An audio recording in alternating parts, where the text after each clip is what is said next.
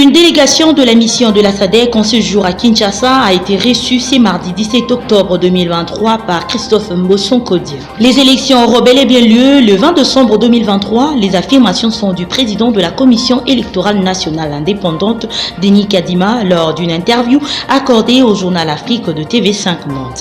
La Cour constitutionnelle décide de poursuivre Matata Ponyo par défaut, malgré les rapports médicaux présentés par ses avocats. Selon eux, il nécessite une prise en charge à l'étranger. C'est tout pour le titre.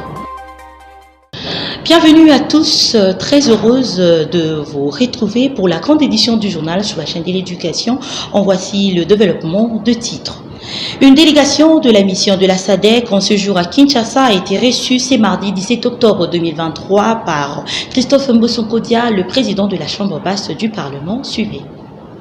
Ils sont venus se rendre compte de l'évolution du processus électoral avant que la commission d'observateurs de la SADC arrive. Et l'Assemblée nationale a expliqué à la délégation de la SADC tout ce que nous avons fait pour que le processus arrive là où nous sommes arrivés. Nous leur avons dit déjà le nombre de candidatures. En plus d'autres explications nous avons données, mais nous avons insisté sur le fait que 25 000 candidats députés nationaux, 24 candidats président de la République. Ça signifie que le processus électoral est inclusif. Ceux qui n'ont pas voulu venir participer au processus, ils sont libres de rester. Mais que la CENI fait tout pour que les élections se tiennent le 20 décembre. Et tous les partenaires, même la SADC, s'ils veulent nous aider, qu'ils viennent observer les élections. Nous promettons à tout le monde que les élections seront libres d'abord, inclusives, transparentes et apaisées. La sécurité sera assurée à tout le monde. Je l'ai annoncé tout à l'heure dans le titre, les élections auront bel et bien lieu le 20 décembre 2023. Les affirmations sont du président de la Commission électorale nationale indépendante, Denis Kadima, lors d'une interview accordée au journal Afrique de TV5 Monde. Suivez. Tout est mis en œuvre pour qu'il y ait élection et nous n'avons aucune raison de penser que tel ne sera pas le cas. Parce que la commission est en place, elle travaille et elle a un calendrier qu'elle respecte assez rigoureusement.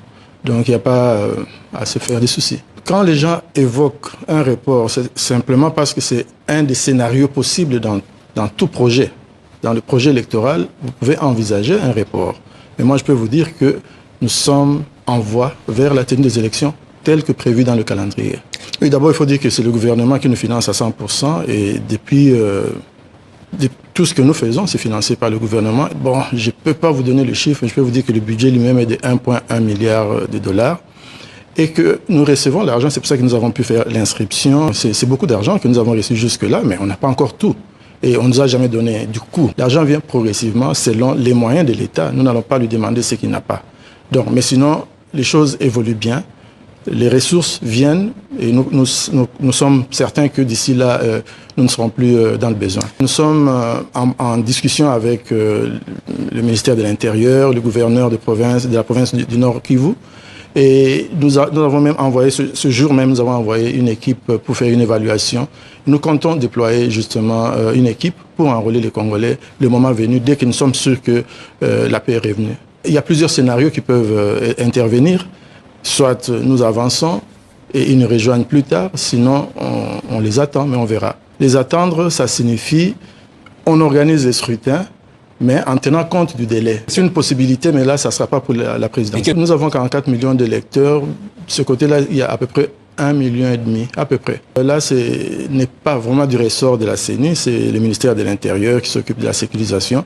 Mais nous, évidemment, nous ne pouvons que leur donner des conseils. Mais la CENI non, c'est justement attirer l'attention des autorités sur des cas d'insécurité potentiels. Nous l'avions voulu, nous avions invité la francophonie, elle est venue. mais cela n'a pas été possible de se retirer parce qu'on ne voulait pas d'elle. Mais il fallait parer au plus pressé. Nous avons utilisé notre méthode, nous avons recruté des gens après appel à candidature et cela a été fait. Voilà. C'est des chiffres qu'il devra démontrer.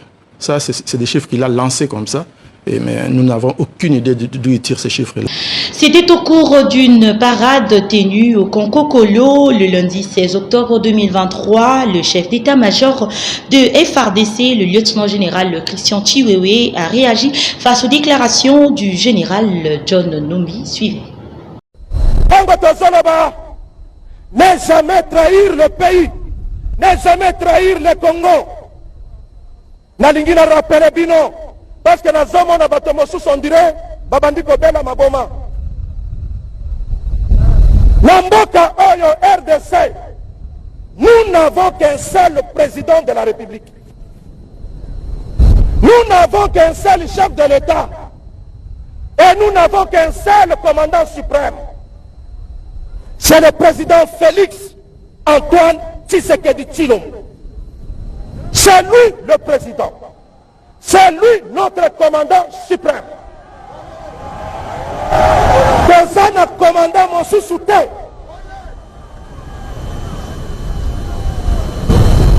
Raison pour laquelle Nazoke Bisa Batomosus Obazo Kanisake Bazana Imperium sur l'armée. Au fan de ce qui wapi. Okomi koloba oba généraux kotanga kombo ya général était kotanga to kombo ya colonel était tika mokonzi ya mboka ministre de défense nangai totanga ba kombo ya ba généraux yo kotanga kombo ya général atamo côté soki ozana bezo ya bitumba yaka okokuta pe biso tokobunda.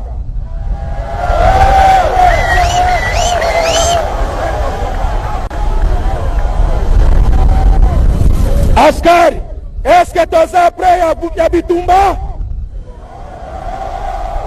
Est-ce que tu es prêt à Kobunda na Banguna na Biso? Les généraux na ba colonel, est-ce que vous êtes prêt à Bitumba?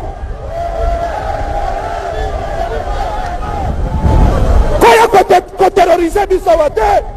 Ongai, yo nani? Yo nani? Les histoires évoluent. Yo zozonga kama kambo ya kana. Même ata nzoto ango kasele mbaka. Zoto yo nzoto ele mbaka. Soki elembi ndima petika kende kofanda.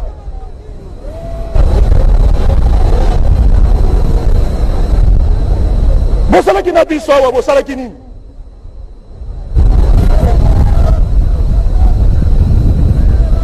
Mokonzi azase moko.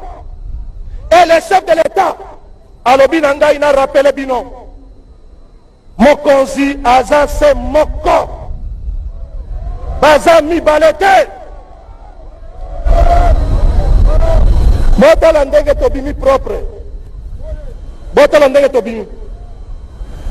Lelo komi kotango na balabala bakomi ko respecte yo.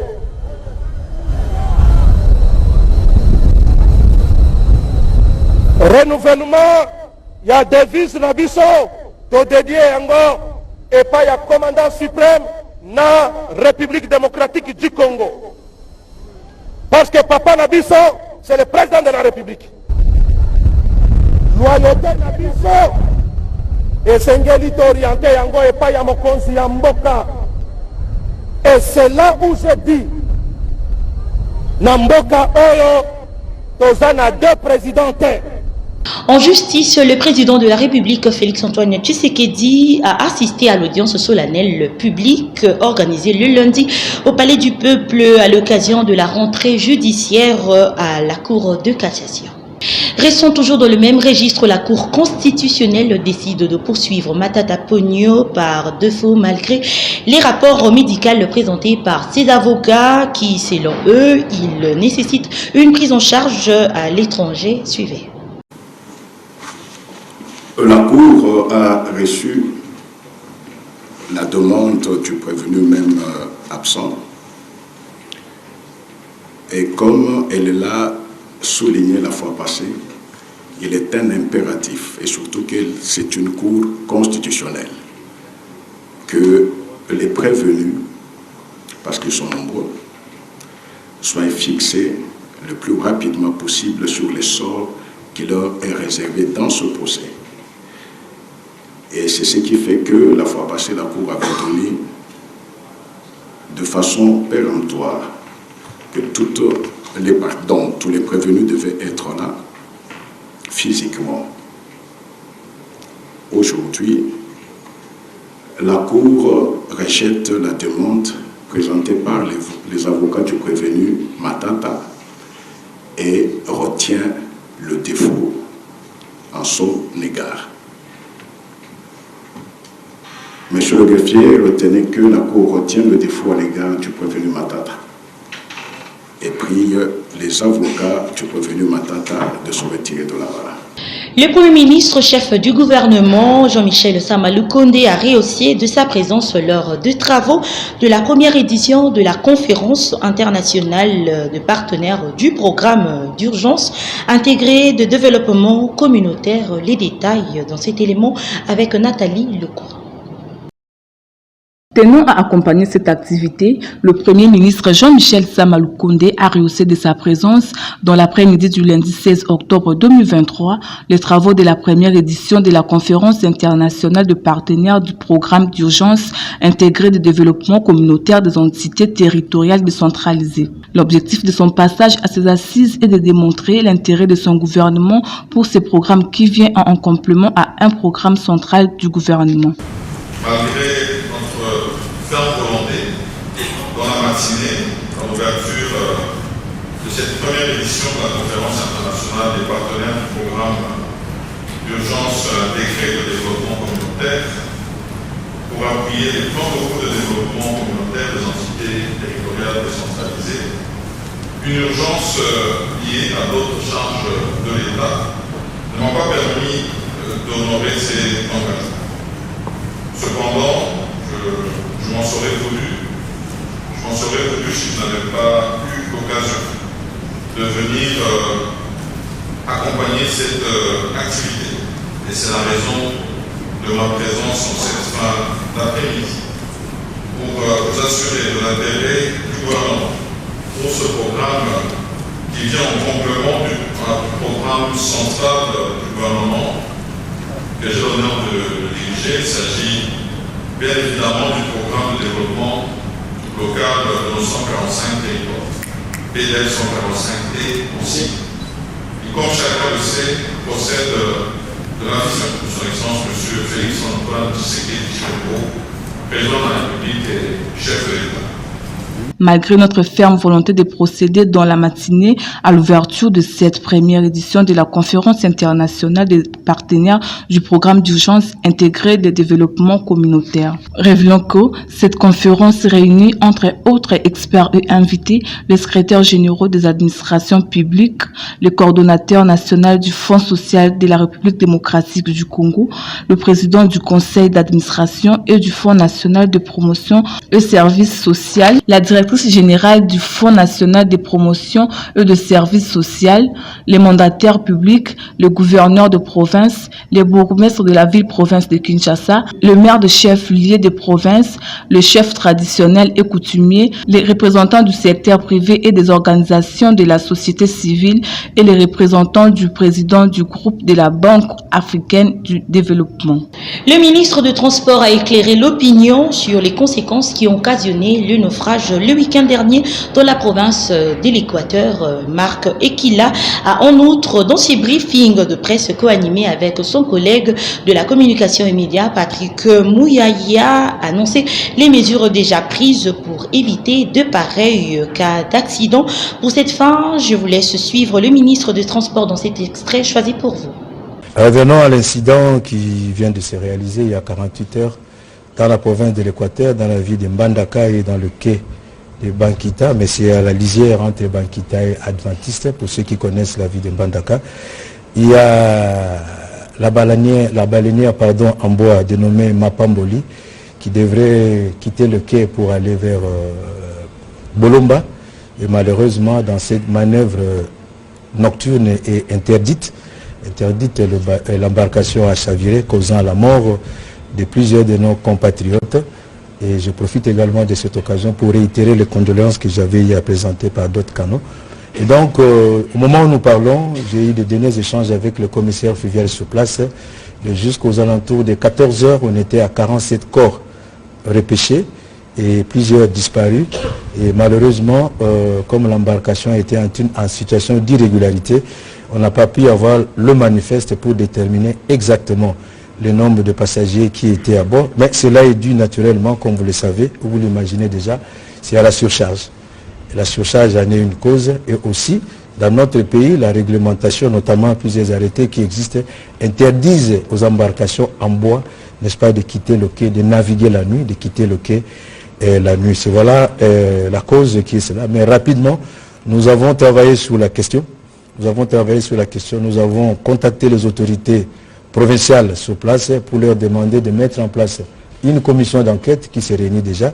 Et la commission d'enquête, comme le gouverneur est en séjour dans la ville de Kinshasa, la commission d'enquête est conduite par le vice-gouverneur qui est sur place. Il y a le représentant de l'ANR, il y a le représentant de la DGM, il y a le commissaire fluvial. J'avais souhaité qu'il y ait le représentant de la police sur place et également le procureur de la République pour pour amener les enquêtes, mais aussi j'ai travaillé avec ma collègue de la justice, la Mineta à la justice. Nous avons échangé, nous avons convenu qu'il soit ouvert sur place une information judiciaire qui doit conduire à un procès en flagrance. Je dois suivre ça pour établir la responsabilité, surtout l'armateur et les gérants et les conducteurs. Les travaux de reconstruction du bâtiment administratif de la maison communale de Ndjili et d'aménagement de 2 espaces publics ont été lancés le lundi par le ministre d'État en charge des ITP, Alexis Guissaro. Les précisions dans cet élément de Ginel Pezo. L'élan qu'a pris le projet Kinelenda n'est pas du tout brisé. Après le lancement des travaux de construction du centre de formation professionnelle de l'INPP à Maluku en septembre dernier, c'est au tour de la maison communale de Ndjili de bénéficier des travaux de reconstruction de son bâtiment administratif et l'aménagement de 2 espaces publics, la place communale et la place Sainte-Thérèse. C'est le ministre d'État des ITP, Alexis Guissaro Mouvouni, qui a procédé à la pose de la première pierre devant une population en liesse.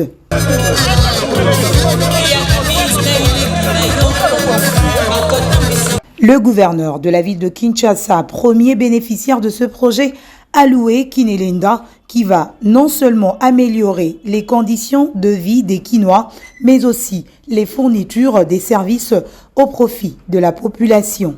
Ce projet phare du gouvernement de la RDC est financé à hauteur de 500 millions de dollars américains par la Banque mondiale dans le cadre du partenariat stratégique pour la période de 2022 à 2026. Exprimant sa joie de voir la réalisation de ce projet dans la commune de Ndjili, le ministre d'État Alexis Guissaro Mouvouni a remercié le chef de l'État, grâce à qui la RDC a retrouvé la confiance de partenaires de tous les horizons avant de louer les travaux de haute gamme qui seront effectués. Cette commune va revêtir sa plus belle robe de tous les temps, avec une maison communale unique en son genre, par son architecture et ses standards. Pour sa part, la place Sainte-Thérèse fera non seulement la fierté de Banandjili, mais elle deviendra à coup sûr un point d'attraction pour tous les Kinois et les touristes par ses installations récréatives, culturelles et sportives. Ceci dit, je ne cache pas ma joie intense et profonde de lancer aujourd'hui les travaux de construction et d'aménagement de ces ouvrages, qu'il me soit permis de renouveler à la haute autorité, Son Excellence, Monsieur le Président de la République, chef de l'État, l'infinie reconnaissance de tous pour les efforts déployés à tous les niveaux. 4 bâtiments seront construits par l'entreprise chinoise Whitech avec des aménagements paysagers, des équipements sportifs et des loisirs, infirmerie, etc. Maître d'ouvrage du projet Kinelinda, le patron des infrastructures congolaises annonce au Njilwa le lancement dans un bref délai Anjili des travaux de réhabilitation et de construction des avenues Luemba et Maître Croquet d'une longueur de 4,5 km. La troisième destination sera donc la commune de Kisanso, où le ministre procédera au lancement de travaux de lutte anti-érosive et les inondations avec l'aménagement et la construction des avenues Moulélé, Mazout et Nsaou, ainsi que les collecteurs adjacents et des drainages complémentaires. Parlons d'autre chose à présent. Les agents des Transacadémia en colère, ils ont déclenché un mouvement de grève depuis le lundi pour cause réclamée plus de 3 mois des arriérés de salaire suivés. Ces agents réclament plus de 3 mois d'arriérés des salaires, y compris leur paiement des services rendus durant le jeu de la francophonie à Kinshasa. Ils conditionnent la reprise des activités qu'au paiement de la totalité de leurs arriérés. Les agents Transacadémia ont grévé pour nous, tous les 4 mois impayés. Tous fout à mater. Tous les battés, ils sont partir, il y a finance. 3 heures pour toi, Moussala. 3 heures. Pour tout ça, la vacation matin, la vacation soir. Si tu as 3 heures, tu as 15 heures, 16 heures. Si tu as 13 heures, 12 heures, tu as 0 heure, 23 heures. Si pendant 4 mois, tu as un salaire, tu as un bon sauté. Nous réclamons nos droits parce que ça fait 5 mois que nous ne recevons plus de salaire. En plus de cela, nous n'avons signé aucun contrat. Nous avons même offert des services pendant le jeu de la francophonie pour lesquels nous ne sommes pas toujours payés jusqu'à ces jours. Pourtant, nous travaillons chaque jour. Devons-nous nous taire pour ça? De leur côté, les étudiants demandent l'intervention du chef de l'État, Félix Antoine Tshisekedi, afin de trouver une solution urgente parce que l'arrêt des travaux intervient selon eux au mauvais moment, c'est-à-dire au début de la deuxième session. Nous sommes ici parce que nous payons en avance, en amont d'abord. Nous payons nos abonnements en amont. Alors, nous sommes surpris que nous sommes réveillés ce matin et qu'il n'y a pas de bis. C'est pourquoi notre raison ici, nous savons que les bis, c'est là où je parlais du peuple. Nous sommes venus réclamer la disponibilité des bus dans la circulation. Parce que nous sommes pénalisés, les examens commencent pour les uns pour les autres. C'est pourquoi nous sommes là. Comme le président sera là, nous en profitons pour qu'il puisse être informé de cette situation-là. Pour rappel, il avait plu au chef de l'État, Félix Antoine Tshisekedi, d'initier un projet de transport pour étudiants afin de faciliter pour la première fois dans l'histoire de la République démocratique du Congo leur déplacement sur toute l'étendue du pays. Ainsi né l'établissement public transport académique en sigle Transacadémia, créé par décret numéro 22/12 du 25 mars 2022 du Premier ministre, chef du gouvernement Jean-Michel Samalukonde Kyenge.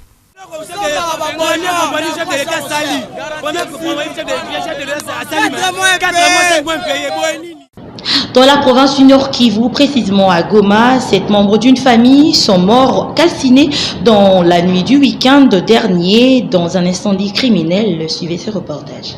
Le chef de l'exécutif provincial du Nord Kivu, le général-major Peter Chirimwami, a dépêché sa conseillère sur le lieu de l'incendie survenu le samedi dernier au quartier Katoy, en ville de Goma. Madame Priska Luanda parle de 7 corps sortis d'une maison calcinée par une flamme dont l'origine fait l'objet des enquêtes jusqu'à présent. La conseillère principale du gouverneur militaire du Nord Kivu en charge des affaires sociales affirme que tout est mis en œuvre du côté du gouvernement provincial pour l'inhumation de corps. C'est avec tristesse que l'autorité provinciale, le général-major Chirimwami Peter, il a été informé qu'il y a une incendie qui s'est passé ici, juste à côté de la commune de Kamsi. Et il nous a dépêché ici pour voir dans quel état sont les corps, nos compatriotes qui sont morts, mais aussi de voir dans la mesure du possible comment les enterrer. Raison pour laquelle nous sommes là avec les représentants du maire, les chefs des quartiers, la jeunesse et tout le monde. Et nous demandons à la population de bien accompagner nos compatriotes parce que l'incendie qui s'est passé dans cette nuit, ce n'était pas quelque chose de prévisible, mais qu'ils puissent recevoir les condoléances de l'autorité provinciale. Et maintenant, là, nous sommes en train de nous organiser pour enterrer nos compatriotes. Et c'est ce qui nous a amenés sur ce lieu.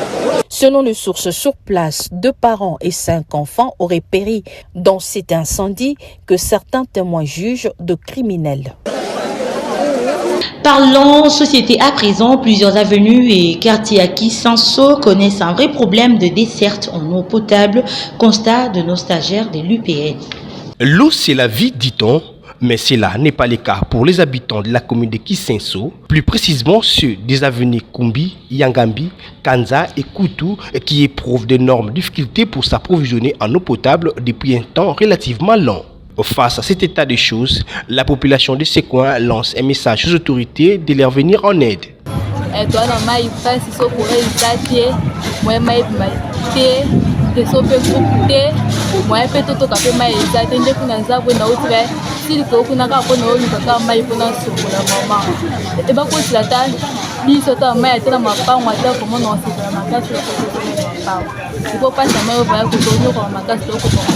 Laki na ba robinet siko ba erosion ekata ba robinet nyonso ba ekata ba tio nyonso ya robinet mai bimaka isute siko nzambe asali so grâce bato motema malamu bateli so ba forage koto ya likolo na Kisensu ndezo sunga biso na kotoka mai liboso zo kende kaka na seko na matete kuna ofuti plus ofuti moto toki mai ofuti susu kwa moto memelio mai tina ndako soso za na mbongo te mai on ne koma na ndako ndeto zo pesa bango merci mingi na batu oya mutema boli opata na makokina na ote so forage na Kisensu singi biso makasi nani courant ezali mai na kapata tongo tipo kwa so yi courant ezate il faut basomba carburant nde batia na groupe sikonde mai e mata siko toka mai nde passe toza nango na kotana so ya balabala na biso ya mbuku yango moye te nzambe asungaka bino mpe bosala makasi osunga biso batela ta biso soki tanki soki nini esunga biso mpona kolona mai. La balle est lancée aux autorités ayant dans leurs attributions ces secteurs de faire quelque chose en urgence quant à ces problèmes de l'eau pour aider la population de Kisenso. Bouclons ce journal par cette information. De nos jours, circuler librement sur l'avenue Colonel Ebea est un casse-tête, raison pour laquelle les usagers de cette voie crient aux oreilles des autorités pour trouver des solutions idoines. Témoin de l'événement, nos stagiaires de l'UPN une fois de plus. Ici, nous sommes sur l'avenue Colonel Ebea dans la commune de la Gombe, à quelques mètres de l'hôtel de ville de Kinshasa, où la route est dans un mauvais état, comme vous pouvez le constater dans les images, des eaux stagnantes et trous presque partout, ne permettant pas la bonne circulation des taxis-motos et véhicules. Une situation qui date de plusieurs mois et devient de plus en plus un casse-tête pour la population quinoise. S'adresse particulièrement aux autorités de la ville, à l'autorité urbaine, du fait que cette route est totalement délabrée. Nous sommes en plein centre-ville, si les routes sont délabrées de la sorte, et quel sera peut-être l'état de route dans les milieux reculés. D'où il faut que l'État intervienne dans cette situation qui est vraiment très néfaste pour la ville de Kinshasa, parce que cette route permet aux différentes autorités de la ville ou bien à la population de circuler librement. J'ai dit, ça fait déjà 2 ans déjà en haut déjà. Le gouverneur a les garanties là où la monde a mais là mais déjà ils allaient déjà en plein centre-ville mais à venir où ils allaient marquager la maille pour les bêtis moyens pour les qualité la autorité ya mboka batala manzela o parce que ezali route moko principale nous a appelé à côté de Mambouté na boulevard de Minzela Face à cet état de choses, une seule question est posée par la population, celle de savoir où en sommes-nous avec l'opération Kinshasa Zéro Trou lancée autrefois par le gouvernement central. Vous avez compris que nous sommes arrivés à la fin de cette grande édition du journal, messieurs et dames, mais avant tout, suivez le rappel de principaux titres. Une délégation de la mission de la SADC en séjour à Kinshasa a été reçue ce mardi 17 octobre 2023 par Christophe Mbosson Kodia. Les élections auront bel et bien lieu le 20 décembre 2023. Les affirmations sont du président de la Commission électorale nationale indépendante, Denis Kadima, lors d'une interview accordée au journal Afrique de TV5 Monde. La Cour constitutionnelle décide de poursuivre Matata Ponyo par défaut, malgré les rapports médicaux présentés par ses avocats. Selon eux, il nécessite une prise en charge à l'étranger. C'est tout pour le titre. C'est ici que nous mettons un terme à la grande édition du journal. Messieurs et dames, merci de nous avoir suivis et nous disons un grand merci à l'équipe rédactionnelle. Nous vous retrouvons prochainement. Au revoir.